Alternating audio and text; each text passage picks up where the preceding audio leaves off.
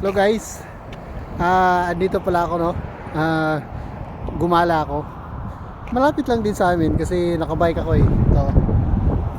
Kulay pink pa talaga, no. So, eto may nakikita ako na sabi sa akin ng Hapon, yan ho daw yung kakambal ng Mount Fuji. So kung makikita mo, ayan ho, makikita niyo yun, yung bundok doon. Kung nakikita nyo doon sa ano, pangalan daw ng bundok na yan is Mount Fujiku. Oo, kakambal ng Mount Fuji. Tapos kung makikita nyo yung ano, yung maliit na bundok sa gilid, at tawag daw dyan Mount Hindrik. Corny mo.